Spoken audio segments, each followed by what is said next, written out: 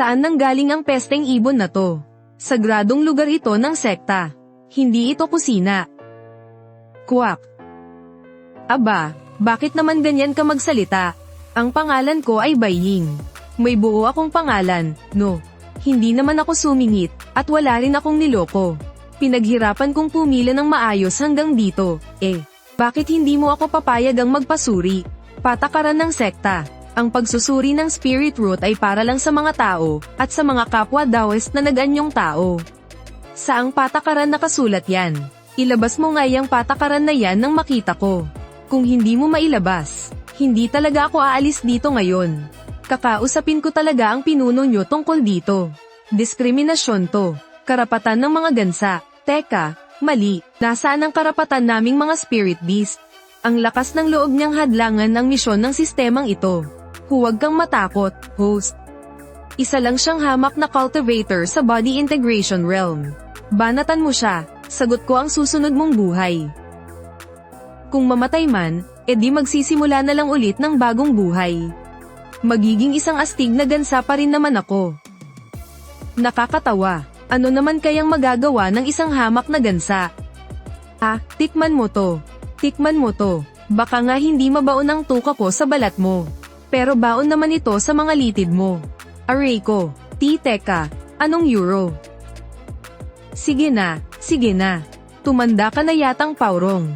Bakit ka pa pumapatol sa isang gansa? Oh, eto. Di ba gusto mong magpasuri? Sige, magpasuri ka na. Ayan na naman. Pwede bang sa ibang parte mo naman ako buhatin? Ang tigas talaga ng ulo ng malaking gansang to. Kung hindi ko siya babuhitin, siguradong tutukain na naman niya ang tuhod ko. Yung pakiramdam kanina na hindi ko mapigil ang sumipa. Ayoko na talagang maulit yun. Heist. Yan. Ganyan dapat. Ding. Na-detect na tapos na ang misyon. Nakuha ang pabuya. Supreme Fire Spirit Root. 100% dalisay na Fire Spiritual Root. 100%. Buong umaga na akong nagtetest dito. Ang pinakamataas na nakita ko ay 80% dalisay na Water Spiritual Root lang. Kahit ang pinakamalakas na immortal sa buong kontinente na umakyat sa langit, 78 lang ang pinakamataas. 100%. Ano naman kung isa siyang gansa? Ano naman kung hindi siya tao? Sino bang nagsabi na bawal mag-cultivate ang mga gansa? May karapatan din mag-cultivate ang mga alagang hayop. Hindi naman sa walang demon cultivator sa sekta natin. Anong masama kung madagdagan ng isang gansa? Grabe, isa itong 100% dalisay na Fire Spiritual Root. TSs, baka naman many akis ang matandang to. Tapos na ang misyon. Makaalis na nga, ayokong makasama ang baliw na matandang to. Ang talentong to ang kapalarang to hindi pwede. Kailangan kong gumawa ng paraan para hindi umalis ang gansang to. Wala naman akong masyadong magandang maibibigay sa'yo. Kaya heto, tanggapin mo ang mga spirit stones na to. Bumili ka ng kahit anong gusto mo. Ding, may bago kang misyon. Mangyaring asikasuhin ito kaagad. Matagumpay na sumali sa entrance exam ng sekta bilang isang gansa. Gantimpala sa misyon. Sobrang lupit na talent sa pag-unawa. Gaano ba kastig yan? Yung tipong sisubog sa sobrang astig.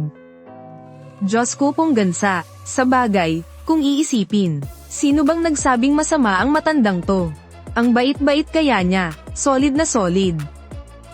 Sige na, lumakad ka na. Bumalik ka ng maaga, ha? Kwak, kwak, kwak, magaling na nga, magalang pa. Bihira na lang ang ganitong magagandang talento ngayon. Teka lang. Nagbibiro lang naman ako, Bakit naging kapwa disipulo ko na talaga siya? 10 taon akong nagpakahirap sa pagkukultivate. Tapos talo pa ako ng isang gansa. Ang angas talaga pag may nakasabit na merienda sa leeg. Kung anong gusto kong kainin, bibilhin ko. Kung anong bibilhin ko, kakainin ko. Kwak, kwak, kwak. Halika, halika. Ilalabas ko na ang lahat ng siopaw para sa kamahalan. Tikman mo isa-isa, piliin mo lang ang gusto mo. Nam nam nam. Kwak, kwak. Kwak, masarap to, di ba? Sige, kukuha pa ako ng ilang basket para sa'yo. Ang batang to, kain lang ng kain buong biyahe. Parang batang sobrang takaw. O sige na, ang lahat ng pumasa sa pagsubok, sumunod sa akin papunta sa lumilipad na barko. Babalik na tayo sa sekta para sa ikalawang pagsubok. Basta't makapasa kayo sa hagdanan ng puso. Opisyal na kayong magiging bahagi ng sektang Wuzuan. Inaantok ako sa sobrang busog. Sa bagay isa naman akong gansa ngayon. Kaya hindi nakakahiya na humiga sa mga bisig nila. Ang ikalawang pagsubok, susubukin ng hagdanan ng puso ang inyong diwa at lakas ng kaluluwa. Kapag mas malakas ang kaluluwa, at mas dalisay ang puso, mas maliit na bigat ang mararamdaman ninyo. At mas bibilis ang pag-akyat ninyo. Maaari din itong ituring bilang inyong kakayahang umunawa. Babatayan namin ang bilis ng pagpasa ninyo. Kung kayo ba ay mapupunta sa panlabas o panloob na sirkulo, o magiging isang direktang disipulo. Ang pinakamataas na naitala sa buong mundo ng pagkultura para sa mga baguhan, ay ginawa ng isang estrimador mula sa sektang Wu-Wei. Ang pinakamataas na naitala sa buong mundo ng pagkultura para sa mga baguhan, ay ginawa ng isang estrimador mula sa sektang Wu-Wei. Likas ang kaluluwa ng espada niya. At napakadalisay ng puso. Gumugol lamang siya ng mahigit 3 minuto para makapasa sa hagdanan ng puso. 300 taon nang hindi nababasag ang record na ito. Mahigit 3 minuto para akyatin ang 999 na baitang. 5 hanggang 6 na baitang kada segundo, paano niya inakyat yon? Lumipad ba siya? Kahit pagbaba ko ng hagdan, hindi ganyan kabilis, no? Ate host, huwag mo namang maliitin ang sarili mo. Kapag gumulong ka pababa ng hagdan, siguradong mas mabilis ka pa kaysa sa kanya. Aba, maraming salamat ha. Ganyan ka ba talaga mag-comfort ng tao? Hindi naman talaga kita kino-comfort eh. Aray ko po, ano ba yan? Ang silaw naman. Nasilaw tuloy ang mga mata ko. Wow, ito na ba ang pangunahing pintuan ng sekta natin? Ilang kilong ginto kaya ang tinunaw para magawa to? Hala, anak ng tokwa. Ang silaw naman ng ginto na to. Ganito ba talaga kaambadoy ang estilo ng sekta natin? Mabuti na lang at yung pagkahaba-habang hagdanan sa likod ng pinto ay hindi gawa sa ginto, kundi siguradong mabulag tayong mga baguhan sa sobrang silaw. Umalis lang naman ako saglit ah. Bakit naging ganito na? Nasaan na yung dati nating marangya at batong tarangkahan? Kung ang taong yun ang may gawa, parang hindi na nakakapagtaka. Ito ang hagdan ng pagsubok ng sekta. Lahat ng bagong disipulo ay kailangang umakyat dito. 1 minuto para maghanda. Pagkatapos ng 1 minuto, magbibigay ako ng senyales sa taas. Matandang Song, parang paurong na yata ang pag-iisip mo ah. Bakit kung sino-sino na lang, kahit mga pusa't gansa dinadala mo sa sekta? Ginagawa mo bang zoo ang sekta natin? Matandang Song, parang paurong na yata ang pag-iisip mo ah. Bakit kung sino-sino na lang, kahit mga pusa't gansa dinadala mo sa sekta? Ginagawa mo bang zoo ang sekta natin? 100% dalisay, perpektong ugat ng elementong apoy. Pero sa kabilang banda, hindi naman ganoon kahigpit ang sekta natin. Ang sekta ay isang bukas at mapagmahal na pamilya para sa lahat. Teka, anong nangyari sa tarangkahan ng sekta natin? Yun ba? Yung disipulo kasi ng pangatlong elder nung isang araw, habang nagpapalipad ng espada, ay hindi sinasadyang nabangga at nasira ang tarangkahan. Tapos bilang pambayad, nagpatayo siya ng panibagong tarangkahan. Hindi ba pwedeng pangalan na lang niya ang sabihin mo? O sabihing disipulo niya ang may gawa? Kailangan mo pa ba talagang ipamukha sa lahat na ako yung pangatlong elder? Sigurado ka bang hindi sinasadya yun? At hindi dahil sa may galit lang siya sa tarangkahan, kaya gumawa lang ng palusot para palitan ito. Nako, labas na ako dyan. Alam mo naman yung si pangatlong elder. Sobrang konsentidor sa mga disipulo niya. Kung iisipin ang ugali ng pangalawang disipulo niya, 99.99% sinadya niya yon. Natapos na ang misyon. Nakatanggap ng pabuya. Grabe ang galing ng pangunawa. Yung tipong sisubog ka sa sobrang galing. Hihihi baka nga pwede. Ding, may bago kang misyon na dumating. Pakitapos po ito sa takdang oras. Ding, may bago kang misyon na dumating. Pakitapos po ito sa takdang oras. Apoy-apoy technique. Kuya system aminin mo na, Ang pangit mo talaga magbigay ng pangalan no. Bakit ba kayo nagmamadali? Anong meron? Panoorin niyo ako. Kahit wala akong mahahabang binti, may mga pakpak naman ako. Dakilang gansa, ibubuka ang pakpak at lilipad. Nandito ka ba para magpatawa? Nakakaaliw naman iyang gansang dala mo. Astig pa naman ang forma na parang tigre. Pero pagdating sa dulo, palpak naman pala. Ayos lang yan. Ayos lang yan. Aksidente lang yung nangyari kanina. Ngayon, ipapakita ko sa inyong mga ignorante. Mga tao kung paano umahan ang isang mabagsik na gansa sa bundok. Ganito umakyat ang isang mabagsik na gansa. Talon, talon, talon, talong gansa. Bakit parang pamilyar yung kulay kahel at itim na yun? Pwede pala yun. Teka, hindi ba niya nararamdaman yung bigat ng presyon? O baka naman yan talaga ang tamang paraan para akyatin ang hagdanan ito. Aha. Mukhang halimaw nga talaga ang pangunawa ng gansang ito. 367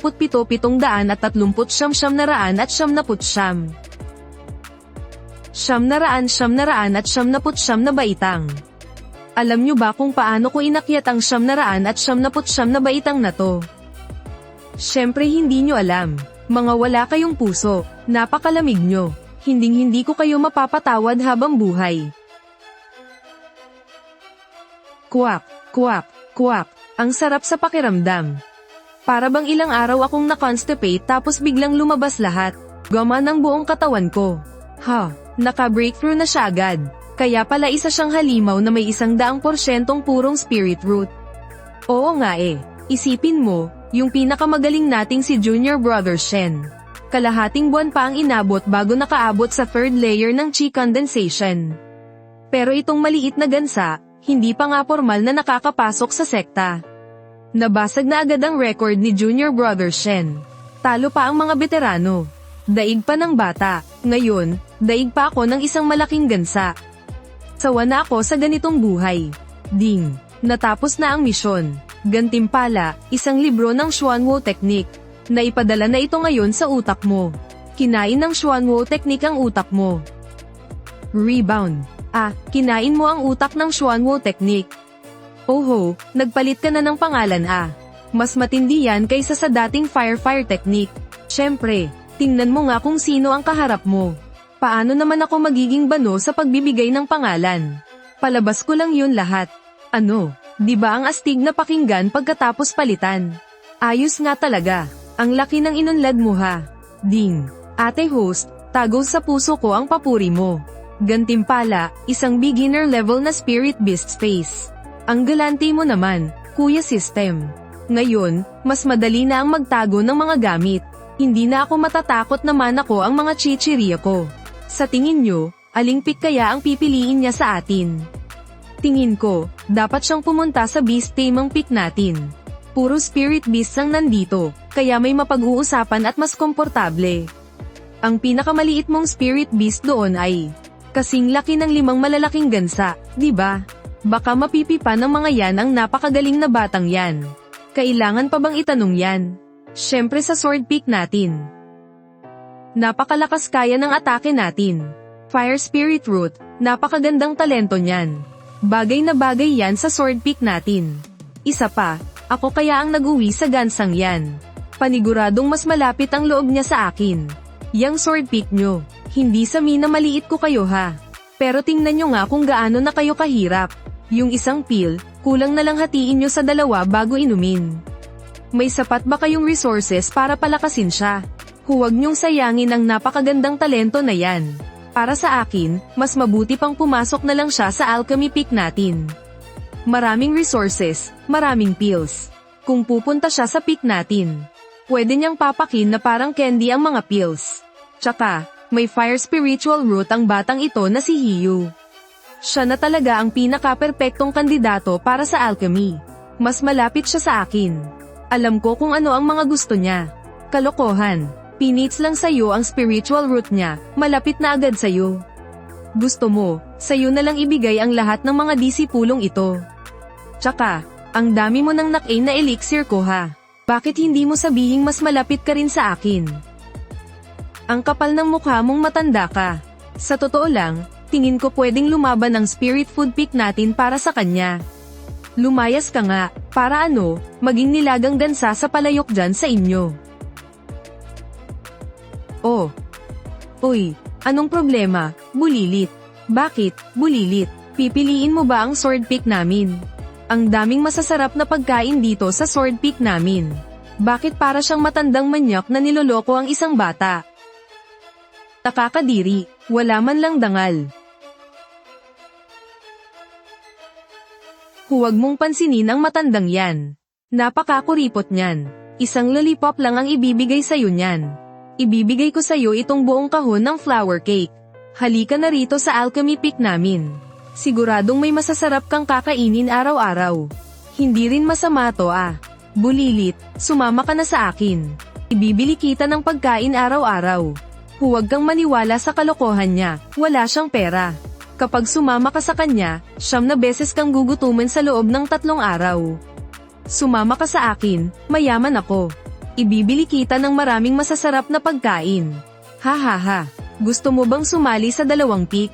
Hindi naman sa hindi pwede. Noong mga nakaraang taon, may mga magagaling ding disipulo na pumili ng 2 pick ng sabay. Elder Song, Elderly.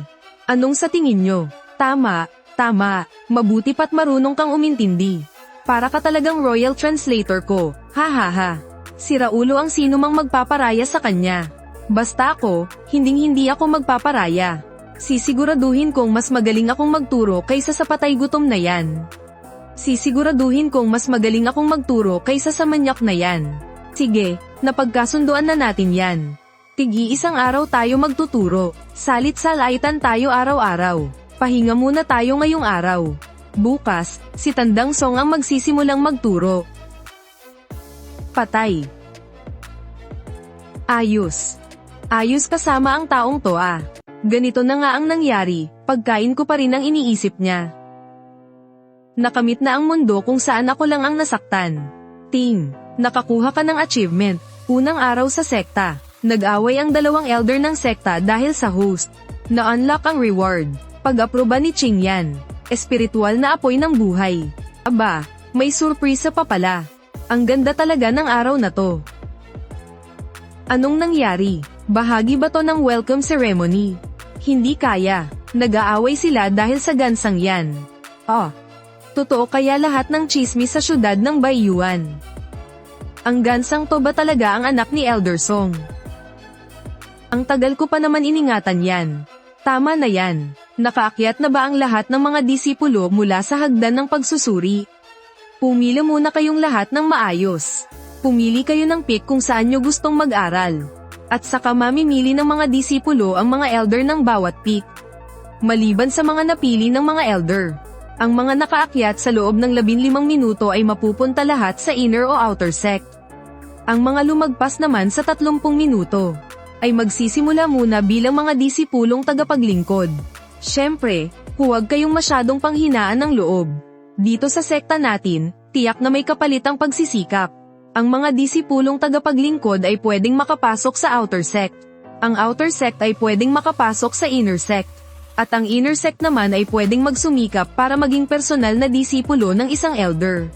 Pero tandaan, mahigpit na ipinagbabawal ang pananakit sa kapwa nyo disipulo. At huwag kayong tatamad-tamad sa pag-eensayo. Iyan lang ang ating mga patakaran.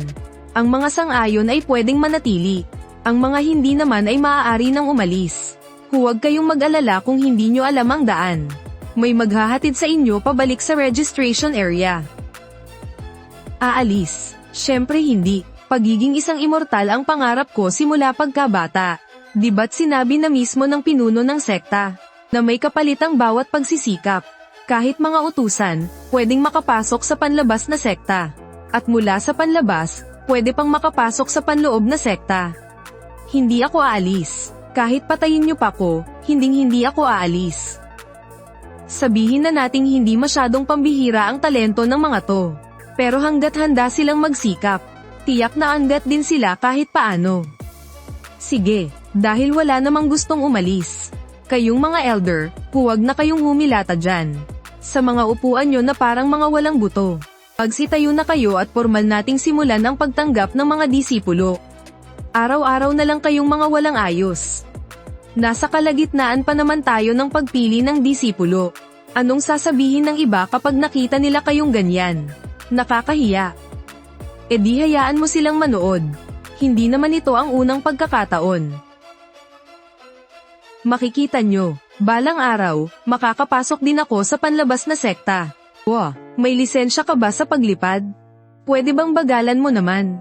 Mas nakakalula naman itong paglipad gamit ang espada kesa sumakay sa lumilipad na barko. Huwag kang matakot, mabait kong disipulo. Bihasa na ang guru mo rito. HMM. Ang tunay na lalaki, hindi kailangan ng pananggalang. Dapat sinasalubong ang hangin. At di narama ang magandang tanawin sa paligid. Pero hindi naman ako lalaki eh.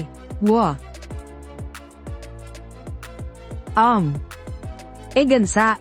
Mabutit marunong kang makiramdam. Kung hindi, tutukain ko yang tuhod mo hanggang sa mangisay ka ng walang tigil. Tig-iisang kwarto bawat isa. Panalo. Noong nakaraang buhay ko, hanggang sa mamatay ako, hindi man lang ako nagkapanariling bahay. Tapos ngayon, unang araw ko pa lang, meron na agad. Ang mga nakatira rito ay pawang mga nakatatanda mong kapatid sa sekta. Napawang mga personal ko ring disipulo. Tingnan mo yung pintong may nakaukit na espadang yelo. Iyan ang kwarto ng ikatlumong senior sister. Kapag nakita mo ang ikatlumong senior sister, huwag kang matatakot kung laging masungit ang mukha niya. Aakalain mo noong una na malamig ang pakikitungo niya pero mabuti ang kalooban. Pero kapag nakasama mo na siya ng matagal, matutuklasan mong kasinungalingan lang pala yun. Pero huwag kang mag-alala, mabuting tao naman talaga ang ikatlumong senior sister.